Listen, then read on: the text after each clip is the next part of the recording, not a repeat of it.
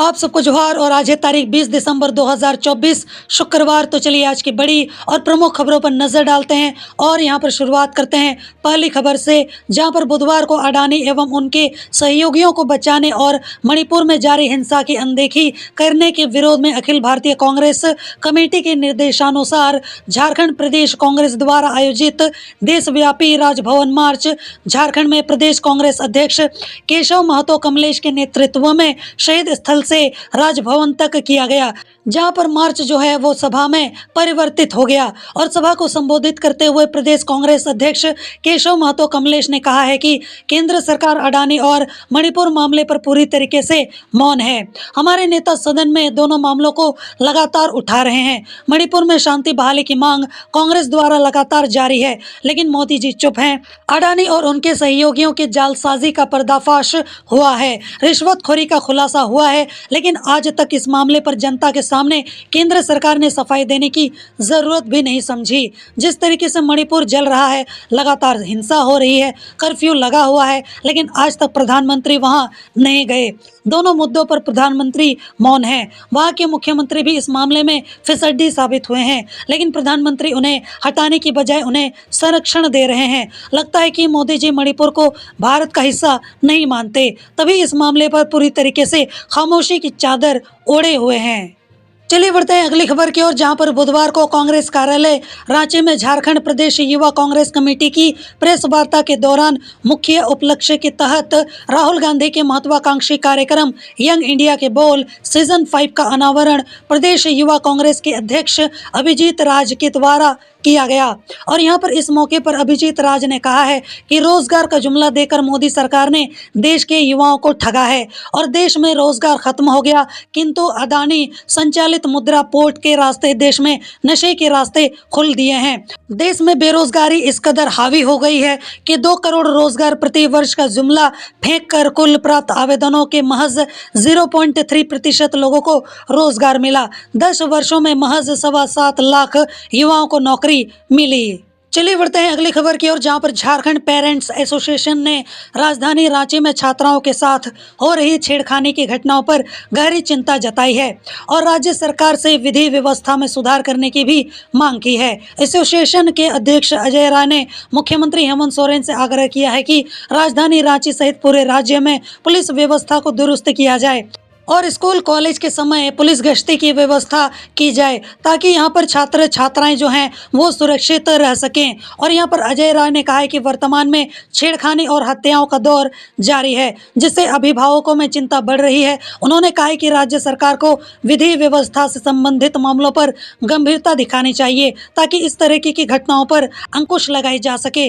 उन्होंने आग्रह किया है कि राज्य सरकार स्कूल कॉलेजों के आसपास के क्षेत्रों में CCTV कैमरे लगाएं और पुलिस गश्ती की व्यवस्था को मजबूत बनाएं। उन्होंने कहा है कि इससे छात्र छात्राएं सुरक्षित महसूस करेंगे और उनके अभिभावकों की चिंता भी कम हो जाएगी। झारखंड पेरेंट्स एसोसिएशन ने राज्य सरकार से अनुरोध किया है कि वह छेड़खानी की घटनाओं को रोकने के लिए कड़े कदम उठाएं और दोषियों के खिलाफ सख्त कार्रवाई करें। एसोसिएशन ने कहा है कि इससे समाज में सुरक्षा की भावना बढ़ेगी और छात्र छात्राएं अपने भविष्य को सुरक्षित महसूस करेंगे। चलिए बढ़ते हैं अगली खबर की ओर, जहां पर झारखंड मुक्ति मोर्चा के केंद्रीय प्रवक्ता धीरज दुबे ने प्रेस विज्ञप्ति जारी कर बताया कि 1 नेशन 1 इलेक्शन लाकर भारतीय जनता पार्टी स्थानीय नेतृत्व एवं मुद्दे को खत्म करना चाहती है। अलग अलग समय पर आम चुनाव, विधानसभा चुनाव, नगर निगम एवं पंचायती चुनाव होने से सभी पार्टियों को लगातार 5 वर्ष तक सजग होकर जनता की भावनाओं की कद्र करते हुए काम करना पड़ता है, अन्यथा इन छोटे चुनाव में जनता को दूसरी पार्टी अथवा अलग जनप्रतिनिधि को चुनने का भी मौका मिल जाता है। सारे चुनाव एक साथ हो जाने से अलग अलग पदों के लिए प्रतिनिधि चुनने में जनता को काफ़ी ज़्यादा तकलीफ हो सकती है और वो काफ़ी ज़्यादा कंफ्यूजन में भी आ सकते हैं। छोटे स्तर के चुनाव में स्वतंत्र चुनाव लड़ने वाले प्रत्याशियों के लिए भी इस हाईटेक प्रचार प्रसार के ज़माने में परेशानियों का सामना करना पड़ेगा। आगे यहाँ पर जेएमएम नेता ने कहा कि यहाँ तक कि जनप्रतिनिधि भी चुनाव जीतने के लिए काम की बजाय अपने दल के भरोसे सीमित हो जाएंगे। जिस पार्टी का नेतृत्व और चुनाव कैंपेनिंग बेहतर होगा उसके अक्षम प्रत्याशी की लॉटरी लग जाएगी। एक साथ चुनाव होने से बड़े मुद्दे हावी रहेंगे, जबकि पंचायत स्तर के छोटे मुद्दे या तो दब जाएंगे या फिर पूरी तरीके से खत्म हो जाएंगे। वर्तमान में कई राज्यों में आम चुनाव में राज्यवासी किसी अन्य दल को बहुमत देते हैं तथा यहाँ पर विधानसभा चुनाव में किसी दूसरे दल को बहुमत देकर सरकार बनाने का जनादेश देते हैं। एक साथ चुनाव होने में जनता का यह निर्णय भी प्रभावित होगा। मतदाता सूची भी 5 वर्ष में एक बार प्रकाशित होगी। इसकी खामियों को सुधारने के लिए जनता को अगले चुनाव तक इंतजार करना पड़ेगा। चुनाव के ठीक बाद 18 वर्ष की आयु पूर्ण करने वाले मतदाता को भी अगले 5 साल तक मतदान करने के लिए चुनाव का इंतजार करना पड़ेगा। अन्यथा अलग अलग समय पर चुनाव होने से उन्हें मतदान करने के लिए मौका जो है वो प्राप्त हो जाता है। चलिए बढ़ते हैं अगली खबर की ओर, जहां पर बुधवार को झारखंड हाईकोर्ट के परिसर में मुख्य न्यायाधीश रामचंद्र राव के द्वारा ब्लड डोनेशन कैंप का उद्घाटन किया गया। साथ ही रक्तदान करने के लिए प्रोत्साहित भी किया गया। ब्लड डोनेशन कैंप का आयोजन संयुक्त रूप से सदर hospital Ranchi, high court legal services committee, high court cooperative society, इसके अलावा Jharkhand thalassemia foundation, voluntary blood donor association के द्वारा किया गया। और इस आयोजन में माननीय न्यायाधीश रंगोन मुखोपाध्याय मुख्य प्रेरक रहे और हमेशा से ब्लड डोनेशन कैंप के लिए इनका प्रयास सराहनीय रहा है। चलिए बढ़ते हैं अगली खबर की ओर, जहां पर मंत्री दीपिका पांडे सिंह ने बुधवार को गुजरात में दुष्कर्म का शिकार बनी पीड़िता बच्ची के परिवार वालों से मुलाकात की और उनके लिए गुजरात सरकार से मदद की भी मांग की है। वहीं यहां पर मंत्री ने बताया कि गुजरात के भरूच में झारखंड के एक श्रमिक ने 9 साल की बच्ची के साथ दुष्कर्म किया और मामले की जानकारी मिलते ही प्रदेश के मुख्यमंत्री हेमंत सोरेन के निर्देश पर मेरे साथ एडीजी सुमन गुप्ता और निदेशक समाज कल्याण किरण पासी के साथ 3 सदस्यों की टीम ने पीड़ित बच्ची और उसके परिवार से मुलाकात की। मंत्री ने बताया कि हमारा उद्देश्य यह सुनिश्चित करना है कि बच्ची को सही इलाज और सहायता मिले। गुजरात सरकार से हमने मांग की है कि आरोपी के खिलाफ सख्त से सख्त कार्रवाई हो और ये जो पूरा मामला है वो फास्ट ट्रैक कोर्ट में चलाया जाए। सरकार पीड़ित परिवार को हर संभव मदद पहुंचाए ताकि इन्हें इंसाफ मिल सके। और इस पूरे घटनाक्रम के संबंध में यहाँ पर अधिकारियों के साथ भी बातचीत की गई है और गुजरात में काम करने वाले झारखंड के श्रमिकों और उनके परिवार की सुरक्षा की मांग भी सरकार के सामने रखी गई है। चलिए बढ़ते हैं अगली खबर की ओर, जहां पर रांची डीसी मंजुनाथ भजंत्री द्वारा बुधवार को प्रखंड सह अंचल कार्यालय और मांझी का औचक निरीक्षण किया गया और प्रखंड सह अंचल कार्यालय पहुंचते ही उपायुक्त ने सभी पदाधिकारियों और कर्मियों की उपस्थिति की जांच की। उन्होंने कहा कि बायोमेट्रिक उपस्थिति के बिना सभी अनुपस्थित माने जाएंगे। ससमय कार्यालय आएं और अपनी बायोमेट्रिक उपस्थिति सुनिश्चित करें। उपायुक्त मंजुनाथ भजंत्री ने प्रखंड एवं अंचल कार्यालय में निष्पादित किए जाने वाले सभी कामों की भी जांच की। उन्होंने यहां पर लॉग बुक, इसके अलावा आगत निर्गत पंजी, रोकड़ पंजी, संचिका, जन शिकायत, पेंशन तथा अन्य की जांच करते हुए कहा है कि सभी आवेदनों का त्वरित गति से निष्पादन करें ताकि यहां पर लोगों को अनावश्यक रूप से कार्यालय का चक्कर ना काटना पड़े। वहीं यहां पर उपायुक्त ने बीडीओ, सीओ एवं सभी कर्मचारियों को जिला प्रशासन द्वारा जारी किए गए अबुआ साथी व्हाट्सएप नंबर 9430328080 का प्रचार प्रसार करने को कहा है। चलिए बढ़ते हैं अगली खबर की ओर, जहां पर राज्यपाल संतोष कुमार गंगवार ने बुधवार को द्वितीय अनुपूरक बजट को मंजूरी दे दी है और इसके बाद विधि विभाग ने अधिसूचना जारी की है और वित्त विभाग ने भी आदेश जारी कर दिया है। महिला बाल एवं सामाजिक सुरक्षा विभाग ने इस योजना के स्वीकृत आदेश के लिए मुख्यमंत्री को फाइल भेज दी है। मुख्यमंत्री खुद इस विभाग के मंत्री भी हैं, इसलिए माना जा रहा है कि जल्द ही महिलाओं के खातों में मैया सम्मान योजना के पैसे पहुंचने लगेंगे। और यहाँ पर मुख्यमंत्री के आदेश के बाद राज्य की लगभग 55 लाख महिलाओं को इस योजना के तहत पैसे ट्रांसफर किए जाएंगे। नोडल विभाग ने मुख्यमंत्री से तारीख तय करने का अनुरोध किया है और यहाँ पर सूत्रों के मुताबिक क्रिसमस से पहले लाभुकों के खातों में पैसे भेज दिए जाएंगे। और मैं यहाँ पर आपको बता दूं कि हाल ही में आयोजित विधानसभा सत्र में वित्त मंत्री राधा कृष्ण किशोर ने 11,697 करोड़ रुपए का अनुपूरक बजट पेश किया था और इसमें सबसे ज्यादा 6,390 करोड़ रुपए महिला एवं बाल विकास विभाग को मिले हैं और इसके अलावा अन्य विभागों को भी राशि आवंटित की गई है। चलिए बढ़ते हैं अगली खबर की ओर, जहां पर गिरिडीह जिले के सरकारी स्कूलों से एक मामला सामने निकल कर आ रहा है, जहां पर पहली बार ऐसा हो रहा है जब बिना यहां पर प्रश्न पत्र और उत्तर पुस्तिका की परीक्षा ली जा रही है। दरअसल इस बार JCERT रांची ने स्कूलों को प्रश्न पत्र दिया ही नहीं है और ना उत्तर पुस्तिका दी है, और यहाँ पर बगैर प्रश्न पत्र और उत्तर पुस्तिका के ही कक्षा 1 से 7 तक बच्चों की परीक्षा ले ली गई, और यहाँ पर 16, 17 और 18 दिसंबर को परीक्षा चली है। वहीं यहाँ पर परीक्षा लेने में न सिर्फ शिक्षकों को भारी परेशानी का सामना करना पड़ रहा है, बल्कि बच्चों को भी यहाँ पर काफी परेशानी हुई है। और वहीं पर JCERT के निदेशक शशि रंजन ने परीक्षा से काफी पहले एक आदेश जारी किया था। 27 नवंबर 2024 को जारी किए गए आदेश में प्रश्न पत्र एक दिन पूर्व जे गुरुजी ऐप पर उपलब्ध कराने की बात कही गई है, और यहाँ पर एक विषय की परीक्षा की अवधि 2 घंटे की दी गई। अब वहीं पर आदेश के मुताबिक विद्यालय के हेडमास्टर को जे गुरुजी ऐप पर एक दिन पूर्व प्रश्न पत्र आ गया। अब यहाँ पर शिक्षकों को प्रश्न पत्र कक्षा के ब्लैक बोर्ड पर लिखना पड़ा, फिर उसी प्रश्न को विद्यार्थी अपने पास के कॉपी या फिर पन्ने में उतारते रहे और उनको हल करते रहे। वहीं यहाँ पर प्रश्न पत्र को ब्लैक बोर्ड में लिखने में आधा घंटा का समय लग गया, फिर बाकी बचे समय में ही यहाँ पर बच्चों को प्रश्न का हल लिखना पड़ा। चलिए बढ़ते हैं अगली खबर की ओर, जहां पर झारखंड में करीब 17 लाख बच्चों ने स्कूल छोड़ दिया है, लेकिन उनके आगे के नामांकन का कोई भी पता नहीं चल पाया है। शिक्षा विभाग की रिपोर्ट के मुताबिक वर्ष 2023-24 में 6,84,035 और वर्ष 2024-25 में 10,41,123 बच्चे स्कूल छोड़ चुके हैं। इन सभी बच्चों को ड्रॉप बॉक्स में रखा गया है। अब यहाँ पर ड्रॉप बॉक्स में उन बच्चों की जानकारी दर्ज होती है। अब यहाँ पर ये भी जान लेते हैं कि क्या है ड्रॉप बॉक्स। तो ड्रॉप बॉक्स में उन बच्चों की जानकारी दर्ज होती है जो कि यहाँ पर किसी स्कूल से नाम कटवाने के बाद दूसरे स्कूल में नामांकन नहीं लेते, और जब तक बच्चे का नया नामांकन नहीं होता तब तक उनकी जो जानकारी है वो ड्रॉप बॉक्स में रहती है।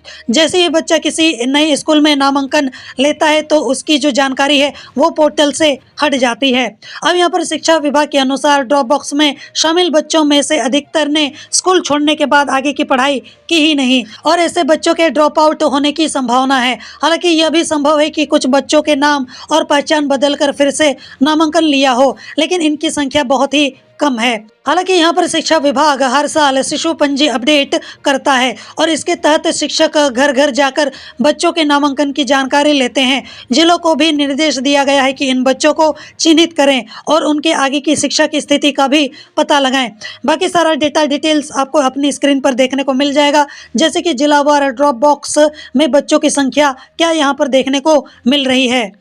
चलिए बढ़ते हैं अगली खबर की ओर, जहां पर झारखंड सरकार ने कोयला कंपनियों पर 1,36,000 करोड़ रुपए बकाये की मांग को लेकर इसे GST काउंसिल में उठाने का फैसला किया है। वहीं यहां पर 20-21 दिसंबर को राजस्थान के जैसलमेर में केंद्र सरकार की प्री बजट बैठक और GST काउंसिल की बैठक आयोजित की जाएगी, और इस बैठक में देश के सभी राज्यों के और अधिकारी भी शामिल होंगे। इसमें झारखंड के वित्त मंत्री राधा कृष्ण किशोर और वित्त सचिव प्रशांत कुमार इस बैठक में शामिल होने के लिए जैसलमेर रवाना हो गए हैं। राज्य सरकार इस बैठक में केंद्रीय बजट को लेकर सुझाव देगी और विकास एवं कल्याणकारी योजनाओं में अधिक हिस्सेदारी की मांग भी करेगी। वित्त मंत्री राधा कृष्ण किशोर ने इस बैठक में बुनियादी ढांचा, स्वास्थ्य, कृषि और शिक्षा के क्षेत्रों के लिए विशेष सहायता की मांग करेंगे, और इसके अलावा आंगनबाड़ी केंद्रों को मजबूत करने, आदिवासी विकास योजनाओं, वृद्धा और विकलांग पेंशन में अधिक केंद्रीय सहायता और रोजगार सृजन में सहयोग की भी मांग की जाएगी।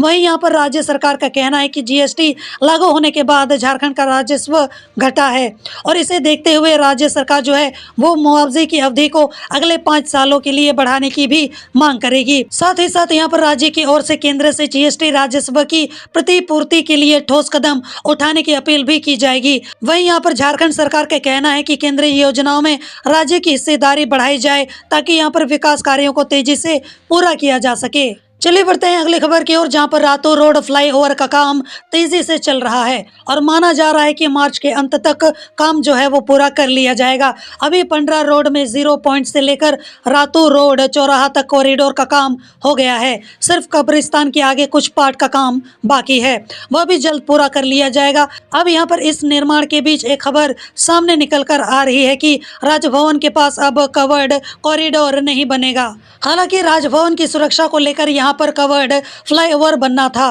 ताकि राजभवन की और कुछ नहीं दिखे। अभी तय किया गया है कि इसे कवर्ड नहीं किया जाएगा। अब यहाँ पर ऐसी संरचना तैयार होगी जिससे राजभवन की ओर नहीं दिखे और उस और गाड़ियों की आवाज भी नहीं जाए। इस तकनीक के साथ इसका निर्माण कराया जाएगा। चलिए बढ़ते हैं अगली खबर की ओर, जहां पर झारखंड के देवघर से एक सनसनीखेज खबर सामने निकलकर आ रही है, जहां पर चांदा थाना क्षेत्र में झाझा गांव के पास बुधवार को जोरिया में बालू में दबा एक युवक का शव मिला है। मिली जानकारी के मुताबिक युवक का चेहरा बुरी तरीके से कुचलकर उसकी हत्या की गई थी, फिर शव को बालू में गाड़ दिए जाने की आशंका जताई गई है।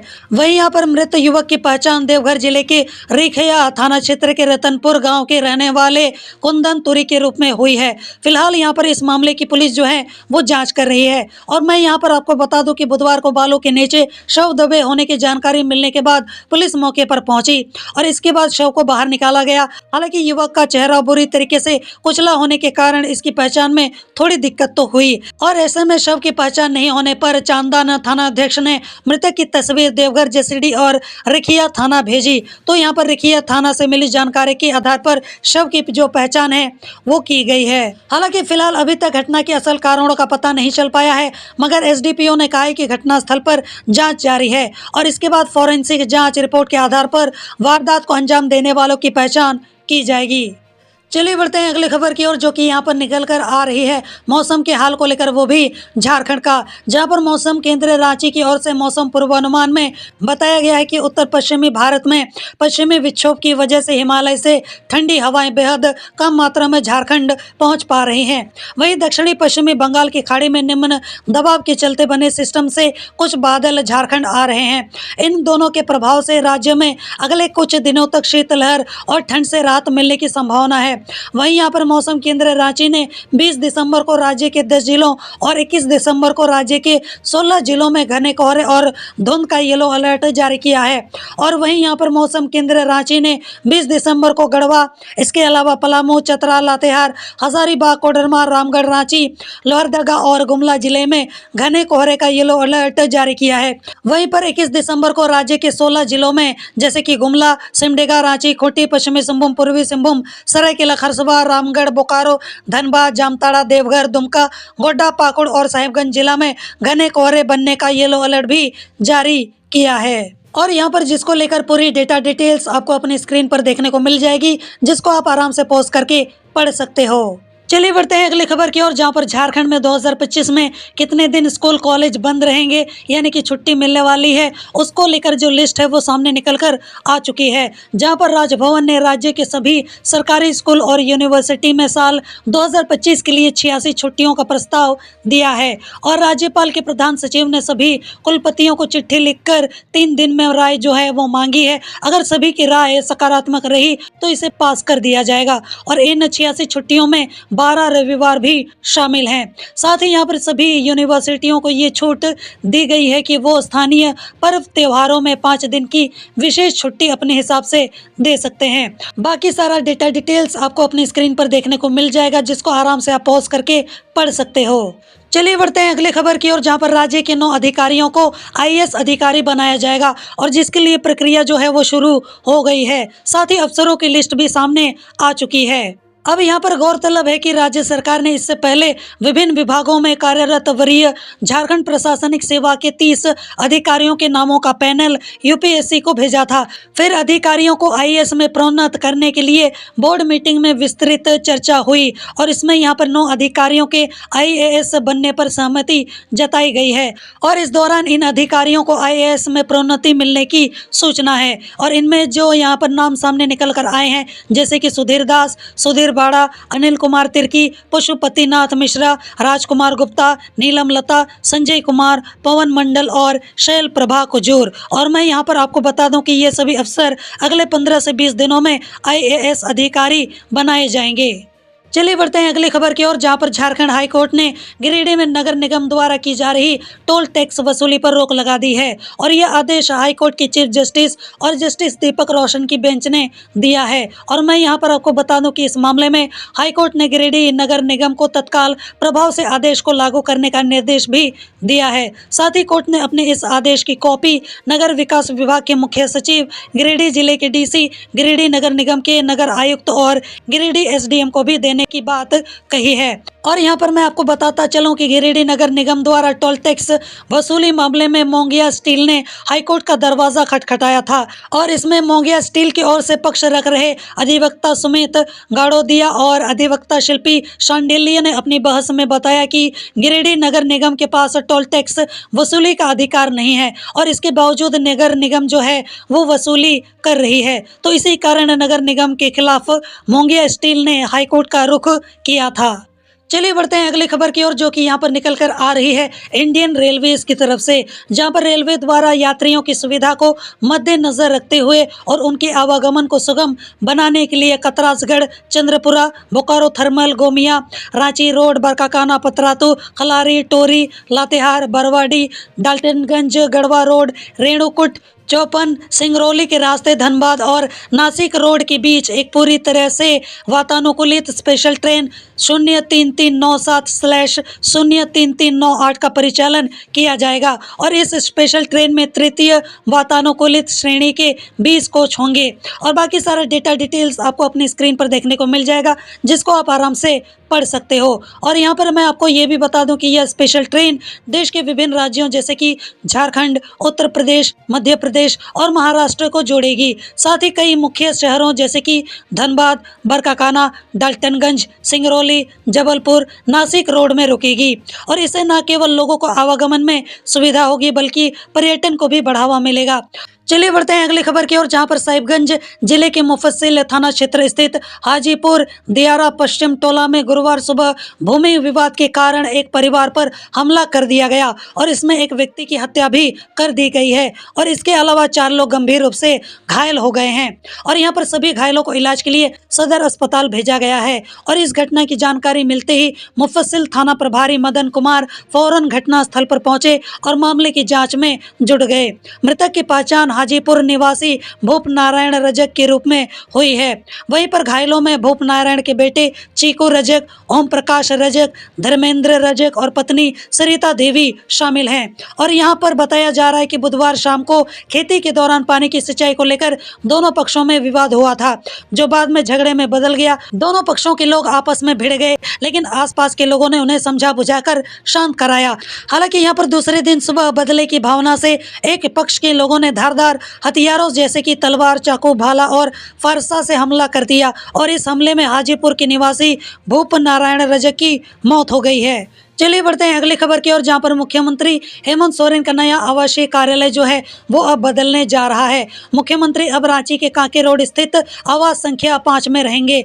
भवन निर्माण विभाग के प्रस्ताव पर मुख्यमंत्री और भवन निर्माण मंत्री ने मंजूरी दे दी है। और जिसके बाद विभागीय अवर सचिव घर शोभित पंडित ने बुधवार को इस संबंध में आदेश जो है वो जारी किया है। अब यहाँ पर मुख्यमंत्री का आवास और आवासीय कार्यालय इसी नए आवास में शिफ्ट किया जाएगा। और आदेश में कहा गया है कि मुख्यमंत्री के वर्तमान आवासीय कार्यालय का पुनः निर्माण किया जाना है। इस बीच जब तक पुनः निर्माण कार्य पूरा नहीं हो जाता, मुख्यमंत्री का आवास कांके रोड स्थित आवास संख्या 5 में ही रहेगा। बिल्डिंग निर्माण विभाग के कार्यपालक अभियंता ने 10 दिसंबर को विभाग को इस बारे में सूचित किया था और आवास संख्या 5 को मुख्यमंत्री के आवासीय कार्यालय के रूप में आवंटित करने का सुझाव भी दिया था। साथ में यह भी बताया था कि इस भवन का आवंटन समय भी समाप्त हो चुका है और इस आवास में फिलहाल आजसू पार्टी के अध्यक्ष सुदेश कुमार महतो रह रहे हैं, जिन्हें यह आवास खाली करना पड़ेगा। कांके रोड स्थित यह आवास मुख्यमंत्री के पुराने आवास के पास है और अब इसे मुख्यमंत्री के सरकारी आवास के रूप में घोषित किया गया है। चलिए बढ़ते हैं अगली खबर की ओर, जहां पर झारखंड सरकार लंबे समय से बिना नक्शा पास कराए बने मकानों को वैध करने की कोशिश कर रही थी। लेकिन यहां पर सुप्रीम कोर्ट ने बुधवार को एक आदेश में कहा है कि अवैध तरीके से बने मकानों को किसी भी हालत में वैध नहीं किया जा सकता। और इस फैसले के बाद राज्य के 40 शहरों में करीब यहां पर 7 लाख अवैध मकानों को वैध करने की योजना को झटका लगा है। रांची में ऐसे मकानों की संख्या लगभग 1,88,000 के आसपास है। और यहाँ पर राज्य सरकार पिछले कुछ सालों से इन मकानों को वैध बनाने के लिए मसौदा तैयार कर रही थी और इसके लिए उड़ीसा, मध्य प्रदेश और तेलंगाना के मॉडल का अध्ययन कराया गया था। हेमंत सोरेन सरकार ने अपने पहले कार्यकाल में भी इस प्रकार काम जो है वो शुरू किया था। योजना यह थी कि बिना नक्शा पास किए बने यहाँ पर मकानों को नियमों के तहत रेगुलाइज कर दिया जाएगा। और यहाँ पर सुप्रीम कोर्ट ने अपने आदेश में साफ किया है कि बिना नक्शा पास कराए या गलत तरीके से बनाए गए भवनों को वैध करना नियमों के खिलाफ है। और यहाँ पर कोर्ट ने कहा है कि ऐसे निर्माण को नियमित करके लोगों को नियम तोड़ने के लिए प्रोत्साहित नहीं किया जा सकता। चाहे मकान कितना भी पुराना क्यों ना हो, अवैध निर्माण को वैध करना गलत होगा। और यहाँ पर कोर्ट ने स्पष्ट किया है कि भवन निर्माण के नियमों का पालन अनिवार्य है। चलिए बढ़ते हैं अगली खबर की ओर, जहां पर रांची में छेड़खानी रोकने के लिए प्रशासन सख्त कदम उठा रहा है। शहर में महिला शिक्षण संस्थानों के आसपास से ठेला, खोमचा और गुमटी हटाए जा रहे हैं। चलिए बढ़ते हैं अगली खबर की ओर, जहां पर रांची के डीसी मंजुनाथ भजंत्री के द्वारा गुरुवार को समाहरणालय ब्लॉक ए स्थित कार्यालय कक्ष में अनुकंपा समिति के आधार पर नियुक्ति संबंधित बैठक आयोजित की गई। और इसमें यहाँ पर सामान्य या उग्रवादी हिंसा में मृत के आश्रित से संबंधित जिला अनुकंपा समिति की समीक्षा की गई। और यहाँ पर समीक्षा में उग्रवादी घटना में मृत आश्रितों में एक नियुक्ति की समिति प्रदान की गई है। वहीं यहाँ पर जिला अनुकंपा समिति सामान्य में कुल में 4 नियुक्ति की सहमति प्रदान की गई है। चलिए बढ़ते हैं अगली खबर की ओर, जो कि यहाँ पर निकल कर आ रही है गुमला से, जहाँ पर बुधवार को देर रात एक पति ने अपनी ही पत्नी को मौत के घाट उतार दिया, जहाँ पर आरोपी ने कुल्हाड़ी से गला काटकर महिला की हत्या कर दी। और बताया जा रहा है कि इसके बाद आरोपी पति घर से करीब 30 किलोमीटर दूर स्थित थाना तक पैदल पहुंचा और फिर सरेंडर कर दिया। और ये जो घटना है वो पालकोट थाना क्षेत्र के पाहन टोली सारू बेरा की बताई जा रही है। और वहीं पर मिली जानकारी के मुताबिक मृत महिला और उसका पति गांव की ही यहाँ पर 2 अन्य महिलाओं के साथ शराब पी रहे थे और तभी किसी बात पर पति पत्नी के बीच विवाद हो गया और आरोपी ने महिला की हत्या कर दी। अब वहीं पर मृतका की जो पहचान है वो करसेसिया क्रिकेट्टा के रूप में हुई है, जबकि आरोपी पति का नाम फूलचंद क्रिकेट्टा है, जिसे पुलिस ने गिरफ्तार कर लिया है। पुलिस ने गुरुवार सुबह घटनास्थल पर पहुंचकर हत्या में प्रयुक्त कुल्हाड़ी को भी बरामद कर लिया है। चलिए बढ़ते हैं अगली खबर की ओर, जहां पर बीजेपी प्रदेश अध्यक्ष बाबूलाल मरांडी ने 1,36,000 करोड़ के मामले में एक बार फिर राज्य सरकार पर निशाना साधा है। उन्होंने अपने सोशल मीडिया हैंडल एक्स पर एक पोस्ट साझा किया है। साथ ही उन्होंने मुख्यमंत्री हेमंत सोरेन से कुछ सवाल भी किए हैं और उन्होंने यहाँ पर कहा है कि झारखंड के 1,36,000 करोड़ रुपए कोयला रॉयल्टी के दावे पर जनता को सच्चाई जानने का हक है।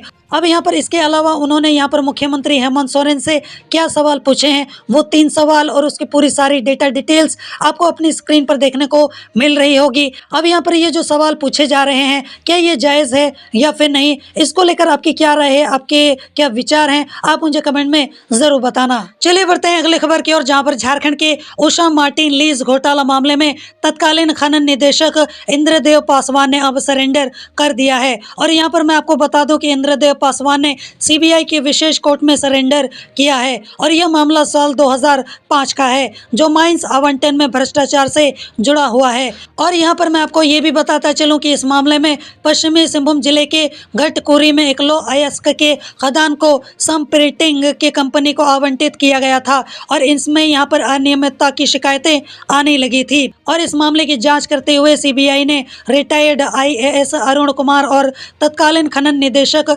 इंद्रदेव पासवान समेत 4 के खिलाफ आरोप पत्र दायर किया था। और इस मामले की जांच करते हुए सीबीआई ने रिटायर्ड IAS अरुण कुमार और तत्कालीन खनन निदेशक इंद्रदेव पासवान समेत 4 के खिलाफ आरोप पत्र दाखिल किया था। इसमें यहाँ पर कोर्ट ने पिछले महीने संज्ञान लेते हुए आरोपियों को समन जारी किया था।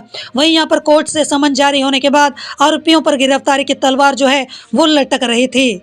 चलिए बढ़ते हैं अगली खबर की ओर, जहां पर झारखंड सरकार ने क्रिसमस को देखते हुए 19 दिसंबर से एडवांस में ही दिसंबर माह का वेतन देने का निर्देश दिया है और इसे लेकर वित्त विभाग की ओर से आदेश जारी किया गया है।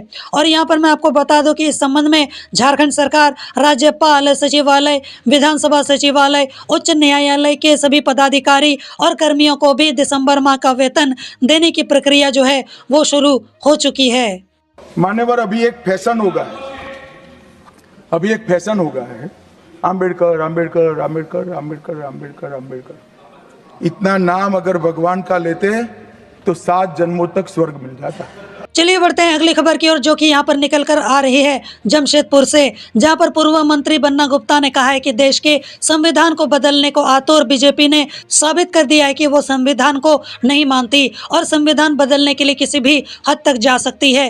पूर्व बीजेपी अध्यक्ष एवं केंद्रीय गृह मंत्री अमित शाह ने सिर्फ बाबा साहेब अम्बेडकर का अपमान नहीं किया है, बल्कि यहाँ पर देश के संविधान निर्माता और एक महान पुरुष का भी अपमान जो है वो किया है। उन्होंने यहाँ पर देश को सामाजिक एकता के सूत्रों में पिरोया है, लेकिन देश को बांटने वाले गंगा जमुना मजहबी संस्कृति को खत्म करने को आतुर बीजेपी ने बाबा साहेब का अपमान कर पूरे देश की संवैधानिक व्यवस्था का अपमान करने का कार्य किया है, जिससे यहाँ पर बीजेपी की पिछड़ा विरोधी सोच जो है वो सामने नजर आ रही है। उन्होंने कहा है कि यहाँ पर डॉक्टर भीमराव अम्बेडकर की प्रतिमा के सामने अमित शाह जी को खड़े होकर माफी मांगनी चाहिए और अपने पद से इस्तीफा दे देना चाहिए।